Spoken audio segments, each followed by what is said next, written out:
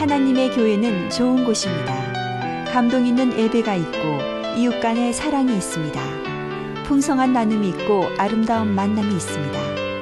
하나님이 주신 사명이 있는 곳, 성령의 권능이 함께하는 곳, 방황하는 영혼들의 구원의 방주가 되기 위해 믿음과 말씀 안에서 오늘도 빛과 소금의 역할을 다하고 있습니다. 가까운 교회에 나가셔서 예수님을 만나보세요. 꿈과 소망이 있는 밴쿠버 중앙장로교회.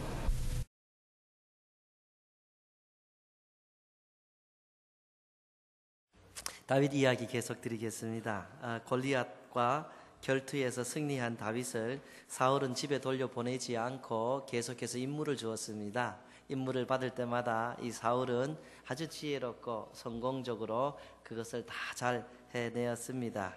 자꾸 반복되게 사울이 충실한 또 성공적으로 일을 잘 해내니까 그가 승진하게 되고 높은 자리 가지게 된 것이죠. 사람들도 그를 인정하게 되고 그리고 신임하게 되고 그리고 사랑하게 됩니다. 다윗의 인기는 사울보다 더욱더 높아만 갔습니다. 사울은 다윗이 자신의 신하임에도 불구하고 그를 시기하기 시작합니다. 그리고 또한 이 자기의 왕국이 결국에는 다윗에게 넘어갈 것이다 하는 이런 불안감을 가지기 시작했죠. 그래서 사울은 다윗을 죽이기로 결심하고 몇 번이나 죽이려고 힘을 씁니다. 창을 던져보기도 하고 잠자는데 덮쳐보기도 하고 다윗은 이 사울이 죽이려고 하기 때문에 그곳에 사실 있을 수가 없었습니다. 그래서 도망하게 됩니다. 그리고 엔게디 광야라는 곳에 머물게 되는데 다윗이 엔게디 광야에 머물고 있다는 정보를 입수한 사울은 그 다윗을 죽이기 위해서 군사 3,000명, 아주 특별히 뽑은 3,000명을 이끌고 엔게디로 갑니다. 오늘 이 본문 말씀이 이 엔게디에서 일어난 사건입니다. 그 내용이 어떻게 전개되는지 오늘 부분적으로 한번 보시겠습니다. 같이 읽으실까요? 시작. 사울이 온 이스라엘에서 택한 사람 3,000명을 거느리고 다윗과 그의 바위로 갈새 길가 양의 이르에 이른즉 굴이 있는지라 사울이 뒤를 보러 들어가니라. 다윗과 그의 사람들이 그 굴 깊은 곳에 있더니 엔게디라는 곳으로 이렇게 3,000명을 거느리고 갔습니다. 가다가 보니까 길가 양의 우리에 이른즉 굴이 있는지라 이 굴이 생겼어요. 이 굴을 이렇게 보고 사울이 그곳에 뒤를 보러 갔죠. 용변을 보러 들어갔다 이런 말씀입니다. 이 엔게디라는 곳에 가보면은 동굴이 많습니다. 제가 여기 가보았더니만은 길거리에서도 산에 있는 동굴들이 그냥 이렇게 보여요. 그래서 그런 많은 동굴들 가운데 하나에 이 다윗이 함께하는 사람들하고 숨었습니다. 이 사울은 그것도 모르고 다윗을 찾으려고 하다가 용변을 보려고 동굴에 들어갔는데 뜻밖에도 그 동굴은 다윗이 숨어있던 동굴이었다 하는 것이죠. 다윗에게서는 참으로 좋은 기회인 것입니다. 군사를 3,000명이나 이끌고 왔지만 용변을 보는 동안에는 사울이 무방비한 상태입니다. 그래서 죽이면 죽일 수 있는 그런 상태지요. 그런 그 기회를 잡았는데 그때에 무슨 일이 벌어졌는가? 계속해서 말씀 보십니다. 사무엘상 24장 4절입니다. 시작. 다윗의 사람들이 이르되 보소서 여호와께서 당신에게 이르시기를 내가 원수를 내 손에 넘기리니 내 생각에 좋은 대로 그에게 행하라 하시더니 이것이 그날이니이다 하니 다윗이 일어나서 사울의 겉옷자락을 가만히 베니라.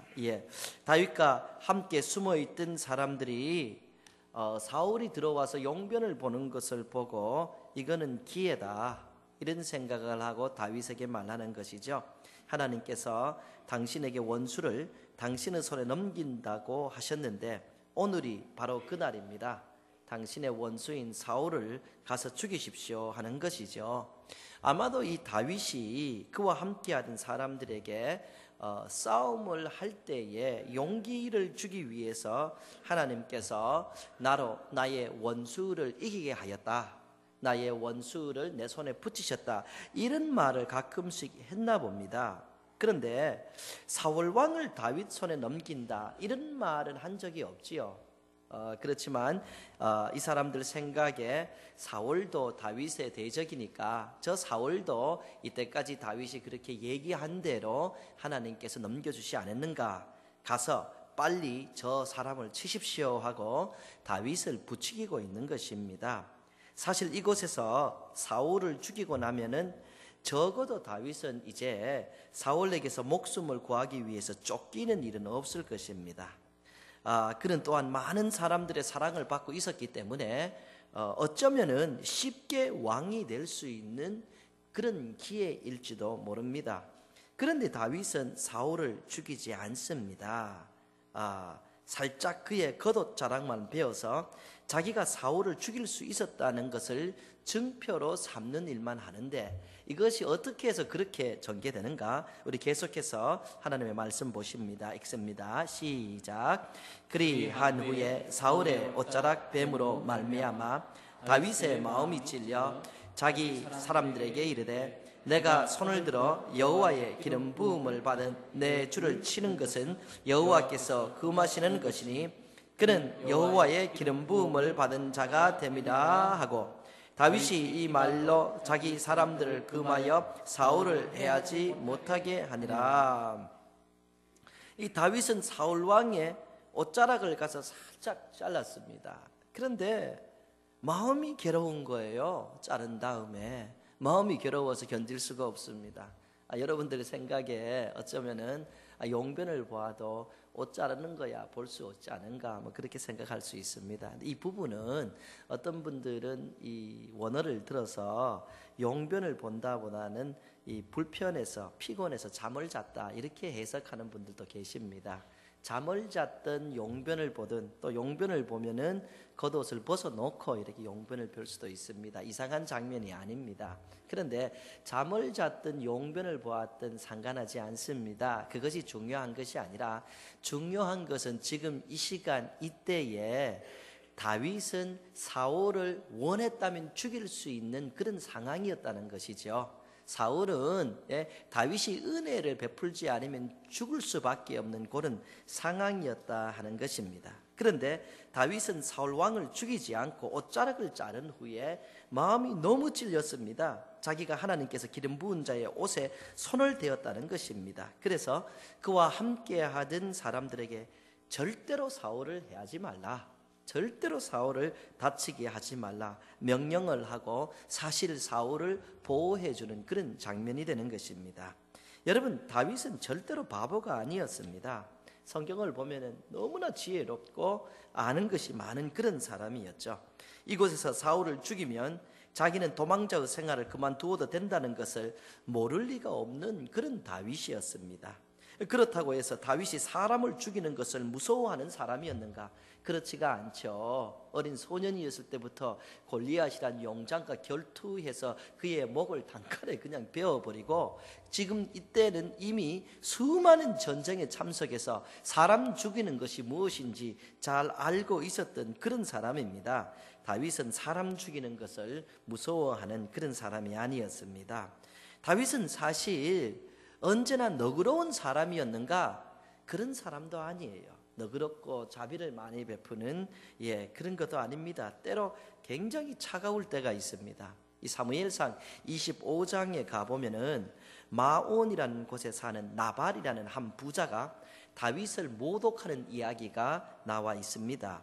여러분 시간을 만들어서 한번 그 부분을 읽어보세요. 아주 재미있습니다. 이 연속극보다 더 재미있는데요.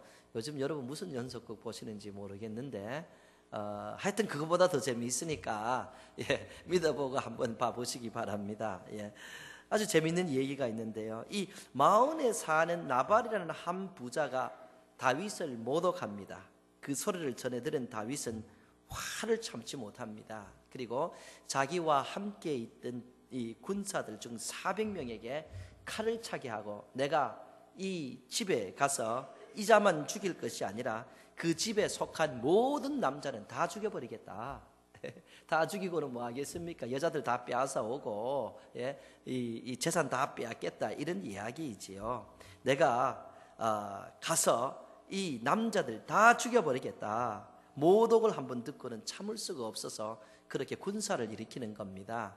결과적으로 다윗이 직접적인 복수를 하지 않습니다. 중간에 이야기가 일어나는 거죠. 예. 그런데 그 나발이라는 부자는 다윗이 자기를 죽이려고 오려고 했다는, 다윗이 자기를 죽이려고 오려고 했다는 소식만 듣고 얼마나 놀랐는지 성경을 보면은 그 소식을 들은 나발의 몸이 돌같이 되었다, 굳어버렸다는 거예요. 너무 놀랐어요.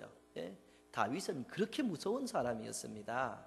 사람들이 다윗이 한 번 마음 먹었다면 해낸다는, 다윗은 잔인하게도 사람을 죽일 수 있다는 이런 것을 알았어요. 그래서 이 나발이라는 사람이 다윗이 자기를 죽이려고 오려고 했다는 소식만 듣고도 놀라가지고, 예? 막 몸이 굳어버리고 벌벌벌 떨다가 10일 정도 그렇게 있다가 죽어버렸습니다. 이 나발이 죽은 다음에 그의 아내인 아비가일을 다윗은 데려다가 자기 아내로 삼아버립니다. 다윗이 너그러운 사람이 아닙니다. 그러니까 사울을 너그러운 마음으로 용서하는 그런 사람이 아니었다는 말이에요. 차가울 때는 굉장히 차갑고, 냉정하면 굉장히 냉정하고, 결심을 하면 끝까지 가져가는 아주 무서운 사람 중에 하나였지요. 사무엘하 6장에 보면 이런 기록도 있습니다. 사무엘하 6장 20절인데요. 우리 같이 한번 읽어보십니다. 시작. 다윗이 자기의 가족에게 축복하러 돌아오매 사울의 딸 미갈이 나와서 다윗을 말라며 이르되 이스라엘 왕이 오늘 어떻게 영화로우신지 방탕한 자가 염치 없이 자기의 몸을 드러내는 것처럼 오늘 그의 신복의 계집종의 눈앞에서 몸을 드러내셨도다 하니.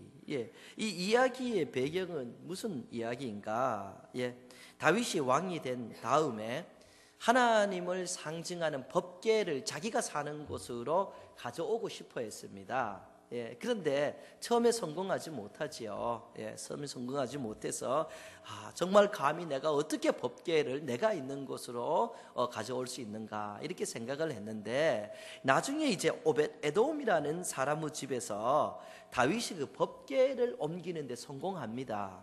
그래서 그 법궤가 다윗이 사는 다윗성으로 들어올 때에 다윗이 얼마나 좋아했는지, 예? 거기에서 있는 힘을 다해서 춤을 춥니다. 춤을 추다가 보니까 입고 있던 옷이 흐트러져서 속살이 보였지요. 속살이 보일 정도로 다윗이 막 엄청나게 신나서 좋아서 춤을 추는 겁니다. 근데 그 장면을 다윗의 아내였던 미갈이 보았습니다. 이 미갈은 어떤 여성이었는가? 사울의 딸로서 어렸을 때부터 왕궁에서 자란 곱게 큰 여자입니다. 그래서 궁중의 법도를 알고 왕족의 위엄을 갖추고 살았던 그런 여인인데, 남편을 보니까 법궤 앞에서 춤을 추는 모습이, 이 계집종들 앞에서 이 몸을 보이면서 춤을 추는 모습이 왕의 위엄이 전혀 없고 촌부처럼 그렇게 행동했다, 이런 겁니다. 그래서 다윗이 그 가족을 축복하러 왔는데 왕의 위엄이 없이 행동했다고 모욕을 주는 것이지요. 예, 영화로우신지, 영화로우신지 방탕한 자의 염치 없는 그런 모습으로 계집종 앞에서 몸을 보이며 춤을 췄습니다. 예, 이렇게 비꼬는 겁니다. 아내가 남편에게 앞으로 그렇게 하지 말라고 조금 심한 말로 비꼬는 그런 장면이지요.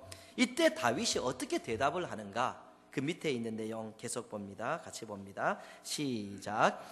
다윗이 미갈에게 이르되 이는 여호와 앞에서 한 것이니라. 내가 여호와 앞에서 뛰놀리라. 내가 이보다 더 낮아져서 스스로 천하게 보일지라도 내가 말란 바 계집종에게는 내가 높임을 받으리라 한지라. 아멘. 이렇게 그 미갈이 이 아내로서 남편에게 앞으로 그렇게 하지 말라고 좀 심하게 비꼬며 이야기하니까 다윗이 정색을 합니다. 정색을 하면서 내가 하나님 앞에서 춤을 춘 것이다. 나는 하나님 앞에서는 이것보다 더 출 수 있고 이보다도 더 낮아질 수 있고 하나님 원하시면 나는 빨가벗고라도 춤출 수 있다. 앞으로도 나는 하나님 앞에서 춤추며 소리 지르며 그렇게 나를 낮추며 생활할 것이다. 당당하게 이야기합니다. 예. 그러나 계집종 앞에는 내가 높임을 받으리라. 계집종 앞에서 내가 낮아질 것 같으냐? 네가 말하는 계집종들은 다 나를 높이리라. 이렇게 얘기하는 것이지요. 절대로 계집종 앞에서 자기는 낮아지지 않을 것이다 하는 것을 강하게 얘기합니다. 그 다음에 이 코멘트가 여러분 보실 만한 거예요. 네, 사무엘라 6장 23절 그 다음에 어떤 코멘트가 있냐 하면은 같이 읽어요. 시작. 그러므로 사울의 딸 미갈이 죽는 날까지 그에게 자식이 없느니라. 그러므로 그 위에 있는 이 이유, 계집종에게는 내가 높임을 받으리라 하는 이 이유 때문에 사울의 딸 미갈이 죽는 날까지 그에게 자식이 없느니라. 아이를 못 낳았다. 이런 얘기죠. 이게 어떤 얘기가 되냐 하면요, 미갈이 다윗이 옷을 내려가게 해서 속살이 보였기 때문에 왕으로서 채통 없이 행동했다. 비꼰 겁니다. 예? 계집종들 앞에서 속살 보이는 채통 없는 행동을 해서 왕으로서 위엄이 다 없어졌다. 촌부같이 행동했다. 비꼰 것이죠. 이 다윗 대답하기를 앞으로 내가 계집종 앞에서 낮아지는 것은 네가 보지 못할 것이다. 내가 계집종 앞에서는 높임을 받고 하나님 앞에서야 낮아지고 낮아지리라. 이렇게 얘기하는 것이죠. 그러니까 계집종 앞에서 낮아짐을 이 미갈이 몸 보이는 것으로 표현한 것입니다. 다윗이 이제 앞으로 나는 몸을 안 보일 것이다. 이 얘기를 한 것이죠. 그래서 여러분, 다윗은 앞으로 미갈하고 잠을 안 잤다는 얘기예요. 그러니까 아이가 생길 수가 없는 것이죠. 계집종 앞에서 내가 높아지리라 했으니 그 높아짐을 미갈이 속몸 보이는 것으로 얘기했기 때문에 앞으로 내가 너 앞에서 옷 안 벗는다. 이 이야기입니다. 아이를 놓으려면 잠자를 같이 해야 되는데 아내의 그 말 한마디 듣고 얼마나 화가 났는지, 예? 다윗은 다시는 그 여성과 잠자를 같이 안 한 아주 독한 데가 있는 사람이에요. 아주 냉정한 데가 있어요. 혹시 여러분의 남편이 이렇게 독합니까? 뭐 한 번 싸우면 나 다시는 얘기 안 한다고 3일 막 7일 동안 이야기 안 하는 사람 있죠. 그런 독한 남자하고 사는 분들 정말 안 됐습니다. 예. 저는 그렇게 안 독해요. 저는 화냈다가도 금방 I'm sorry 그렇게 합니다. 하시기 바라는데요. 여러분의 그래 독한 남자라고 할지라도 다윗만 못합니다. 예, 미갈이 살아있는 동안에 아이를 못 가질 정도로 자기 속살을 안 보이고 잠자리를 안 한 그런 아주 냉정하고 독한 것이 있고 결심을 안 합니다. 결심을 하면은 그것을 굳히지 않는 모습을 우리는 아주 보는 것입니다. 바보도 아닌 다윗, 사람을 죽이는 것을 무서워하지도 않는 다윗, 때로 너그럽지도 인자하지도 않은 다윗, 아내에게까지 냉정하고 독한 행동을 할 수 있었던 그런 다윗, 그런 다윗이었는데 자기를 죽이려고 3,000명의 정예군을 이끌고 온 사울 왕을 죽일 기회가 있었음에도 불구하고 죽이지 않았어요. 오히려 사울 왕의 겉옷자락 조금 찢었다고 해서 마음이 찔려서 견딜 수가 없는 그런 모습을 보이고 있죠. 그래서 부하들에게 사울 왕을 죽이지 못하도록 오히려 그 왕을 보호해주는 그런 모습입니다. 여러분, 이 부분을 다시 한번 같이 읽어봅니다. 읽습니다. 시작. 그리한 후에 사울의 옷자락 뱀으로 말미암아 다윗의 마음이 찔려 자기 사람들에게 이르되 내가 손을 들어 여호와의 기름 부음을 받은 내 주위를 치는 것은 여호와께서 금하시는 것이니 그는 여호와의 기름 부음을 받은 자가 됨이니라 하고 다윗이 이 말로 자기 사람들을 금하여 사울을 해하지 못하게 하니라. 하나님께서 기름 부은 사람이다 이것이죠. 아무도 두려워하지 않는 다윗이었죠. 골리앗도 때려 눕히고 전쟁에 가면 수많은 사람을 죽이고 나발 같은 사람은 눈 깜짝 안 할 사이도 죽이고 여자까지 뺏어오고 하는 그러한 정말 대단한 다윗이었어요. 아주 독한 것도 있는 것이죠. 예. 그런데 다윗이 하나님께 기름 부은 받은 자다 여겼던 사람은 두려워했다는 것이에요. 사울을 두려워한 것이 아니라, 사울을 두려워한 것이 아니라 사울을 하나님께서 기름 부었다. 그래서 하나님을 두려워하는 모습입니다. 하나님을 지극히 경외했기 때문에 하나님께서 세우신 사람에 대해서는 조금의 해로운 일도 하지 않겠다. 이런 모습을 우리가 보고 있는 것입니다. 저는 이 다윗 시리즈를 여러분들하고 나누기 위하여 이 다윗에 대한 이야기를 수차 읽었습니다. 사무엘 상하, 역대상 이렇게 보면은 다윗 이야기가 나오는데 수차 보았습니다. 보면서 다윗은 참으로 훌륭했다 하는 생각을 몇 번 했습니다.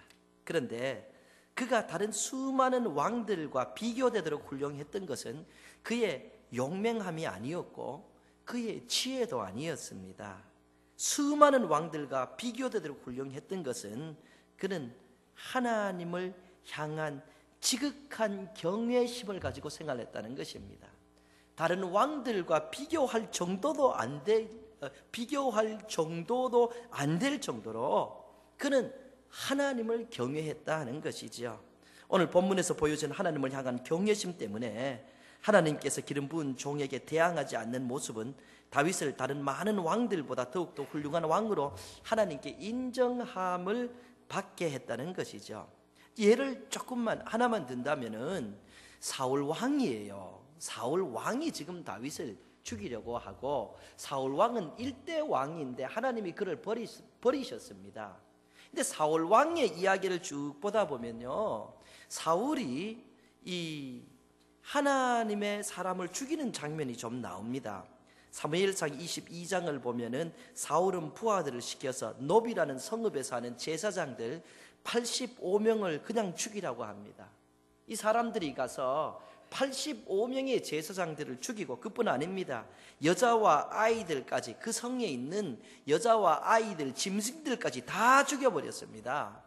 전혀 하나님의 사람들에 대한 그런 경외심이 없는 모습을 보고 다윗과 이 사울의 비교되는 모습을 확연하게 볼 수 있는 것이죠.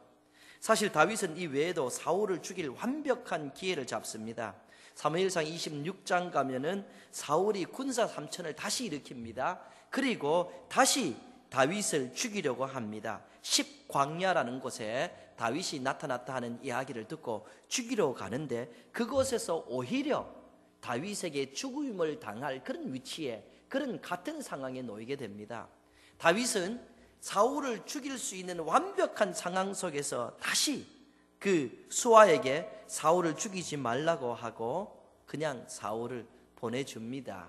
그의 창과 물병만 증표로 잡고 그리고 보내주는 것이죠. 사무엘하 1장으로 가면은 이제 사울이 죽었다는 소식을 다윗이 듣게 되는 장면이 있습니다. 아말렉 사람 중 한 청년이 이 사울의 왕관과 팔에 있는 고리를 벗겨서 다윗에게 증표로 보이면서 이제 사울이 죽였다 이렇게 전합니다. 그러니까 다윗이 상황 설명을 하라고 합니다. 그러니까 이 친구가 상황 설명을 하는데 전쟁에서 큰 상처를 입은 사울이 너무도 큰 부상을 입어서 도저히 살 수가 없었습니다. 그래서 사울 왕이 상처로 인한 고통을 면하기 위해서 제게 죽여달라고 하였습니다. 제가 보아도 사울 왕은 살 가망이 없었습니다. 그래서 제가 사울 왕의 요구대로 이 사울 왕을 죽였습니다. 그리고 이 소식을 전하기 위하여 이 다윗 왕 당신에게 이곳에 왔습니다. 그렇게 하면서 완관과 팔고리를 이미 보여주었죠. 사울이 다윗을 죽이려고 한 사실은 그 당시에 너무나 잘 알려졌어요. 그래서 이 친구 생각에는 사울이 죽었다는 소식을 전하면은 분명히 자기가 상을 받을 것이다, 이런 생각을 하고 그렇게 열심히 달려간 것이죠. 하지만 그 소식을 들은 다윗은 이 청년에게 상을 주지 않았습니다. 여러분 다윗의 말을 우리 다시 한번 읽어봅니다. 같이 읽습니다. 시작. 다윗이 그에게 이르되 내가 어찌하여 손을 들어 여호와의 기름 부음 받은 자 죽이기를 두려워하지 아니하였느냐 하고 다윗이 청년 중 한 사람을 불러 이르되 가까이 가서 그를 죽이라 하매 그가 아침에 곧 죽으니라. 이 사람은 다윗을 몰랐습니다. 상 받을 줄 알고 사울이 죽었다는 소식을 그렇게 전하고 자기가 죽였으니 더 큰 상 받을 줄 알았는데 다윗을 몰랐습니다. 다윗은 하나님께서 기름 부으신 자가 자기의 원수라고 할지라도 잘못되거나 죽는 것을 기뻐하지 않았습니다. 오히려 크게 슬퍼하고 그를 죽였다는 이 심부름꾼, 이 청년을 죽여버립니다. 다윗의 단면을 보는 것이지요. 우리 사랑하는 성도님들, 우리는 하나님을 사랑하고 이웃을 사랑으로 대합니다. 그래서 특별히 하나님께서 세우셨다 하면은 할 수만 있으면 더 좋은 마음을 가지고 더 잘 대하는 것이죠. 그분들을 세우신 하나님을 경외하는 마음으로 그렇게 하는 것입니다. 교회에서 목자님들을, 또 전도회 임원들을, 우리 장로님들을, 권사님들을, 교회에서 맡은 직분자들을, 아무리 작아 보여도 주차장에서 수고하시는 분들, 운전하는 분들, 또 방송실에서 수고하고 찬양을 해주신 이 모든 분들을 하나님께서 세우셨다 하는 믿음이 있기 때문에 우리가 함부로 대하지 않고 하나님의 일을 하는 사람으로 우리가 정성껏 그렇게 대하고 할 수만 있으면 협조하는 것이죠. 목자님들과 우리 전도회 회장님들, 부회장님들, 그냥 우연히 됐다, 사람의 손으로 됐다, 이렇게 생각하신다면은 아직까지 우리 성도님들 안타깝지만 여러분들은 성경을 잘 모르시는 것입니다. 참새 한 마리라도 하나님의 뜻 없이는 떨어지지 않고 머리카락까지 세시는 하나님께서 선한 인도함 속에서 교회 안에서 사람들이 세워지는 것이죠. 그래서 우리는 그저 좀 부족하더라도, 지도자가 좀 부족하더라도 우리는 기도하며 도와주며 협조하는 다윗과 같은 마음으로 생활하고 있는 것이죠. 저는 어려서 교회를 다녔습니다. 아마 부모님 태중에서부터 교회를 다닌 것 같습니다. 그래서 제 부모님께서 하시는 신앙생활을 가까이에서 보았습니다. 제 부모님에게는 참 송구한 그런 얘기지만 또 죄송스럽기도 하지만 제가 볼 때 제 부모님은 대단히 훌륭하다 할 수 있을 정도의 신앙인들은 아닙니다. 그저 기도하시고 열심을 다해서 교회 공예배 참석하시고 새벽기도 가시고 봉사할 일 최선을 다하시며 그렇게 교회 생활을 하는 아주 평범하신 그런 분들입니다. 근데 저희 어머니께서는 목사님을 섬기려고 노력하는 것을 제가 많이 봤습니다. 좋은 음식이 들면은 갖다 드리고 연말이 되면은 양복도 해드리고 목사님께서 저희 집에 오시면 참 대접을 잘 하셨습니다. 교회에서 부흥회를 하면은 저희 집은 아주 작았는데도 목사님을 저희 가정으로 모셔서 식사 대접도 해 주셨습니다. 아주 정성껏 하셨죠. 때로 이해가 되지 않는 부분들이 있었습니다. 그런데도 저는 이해가 안 됐는데도 그렇게 하시는 것을 보았습니다. 그런데 제가 목사가 되어서 목회를 이렇게 하게 되었는데 우리 성도님들이 얼마나 제게 잘해주시는지 몰라요. 이상하리만큼 저는 가는 곳마다 성도님들이 제게 참 잘해주셨습니다. 못해주는 분은 안 보여서 그런지 모르는데 정말로 제게 잘해주셨어요. 우리 교회에서도 우리 성도님들이 제게 얼마나 잘 대해주시는지 모릅니다. 그래서 이렇게 자꾸 이 선한 은혜를 받으면서 어느 날 그런 생각이 들었습니다. 우리 어머니께서 목사님들에게 하시는 것보다 제가 정말로 많은 은혜를 우리 성도들에게 받는다, 그런 생각을 어느 날 하게 되고 요즘도 가끔 그런 생각을 하게 됩니다. 여러분 오해하지 마시기 바랍니다. 제가 무엇을 받고 안 받고 무엇을 이렇게 해주시기를 원하고 안 해주시기를 원하고 그런 뜻으로 절대 여러분들에게 드리는 말씀이 아닙니다. 저는 사실 대접받는 것보다는 대접하는 것이 오히려 마음에 편하고 즐기는 사람이지요. 단지 우리 성도님들이 성경 안에 있는 질서대로 잘 살아서 다윗과 같이 하나님의 복을 받기를 원하는 마음에서 여러분들에게 전하는 것입니다. 그저 목회자만이 아니라 하나님께서 세우주신 목자님들, 우리 부장님들, 하나님께서 세워주신 이렇게 전도의 임원들, 하나님께서 세워주신 안내 보는 분들, 주차 보는 분들, 꽃 올려드린 분들, 물도 올려주시고 방송실 수고하시고 아이들 가르치시고 한 분 한 분 하나님이 안 세우신 분들이 없습니다. 우리 모두가 다윗이 사울을 그렇게 두려워한 것처럼 아닐지라도 하나님께서 저분을 세워주셨다 하는 그런 근본적인 마음을 가지고 접할 때에 하나님께서 기뻐하지 않을까, 그런 생각을 하게 되는 것이죠.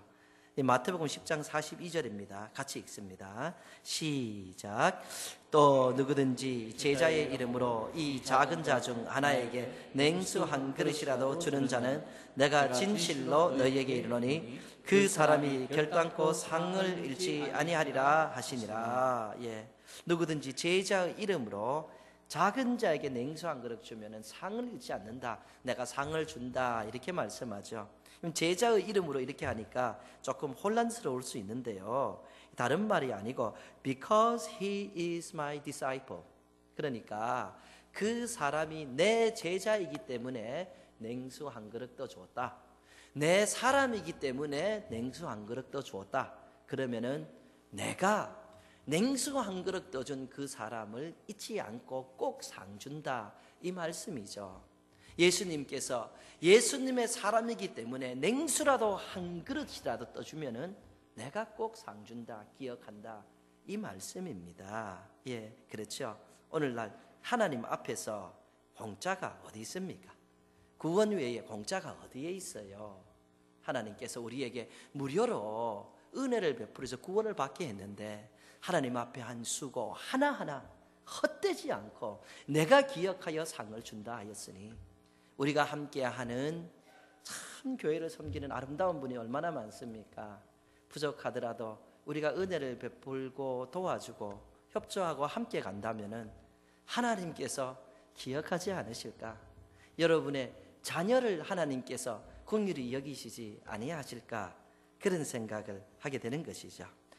성경 말씀 한 구절만 더 보고 말씀을 마칩니다. 시편 116편 7절입니다. 우리 힘있게 한번 같이 합독하십니다. 시작. 내 영혼아 내 평안함으로 돌아갈지어다. 여호와께서 너를 후대하심이로다. 아멘. 우리 사랑하는 성도님들 평안하십시오. 하나님께서 하나님을 경외하는 여러분들을 후대할 줄로 믿습니다. 잘 되시길. 하나님의 교회는 좋은 곳입니다. 감동 있는 예배가 있고 이웃 간의 사랑이 있습니다. 풍성한 나눔이 있고 아름다운 만남이 있습니다. 하나님이 주신 사명이 있는 곳, 성령의 권능이 함께하는 곳, 방황하는 영혼들의 구원의 방주가 되기 위해 믿음과 말씀 안에서 오늘도 빛과 소금의 역할을 다하고 있습니다. 가까운 교회에 나가셔서 예수님을 만나보세요. 꿈과 소망이 있는 밴쿠버 중앙 장로교회.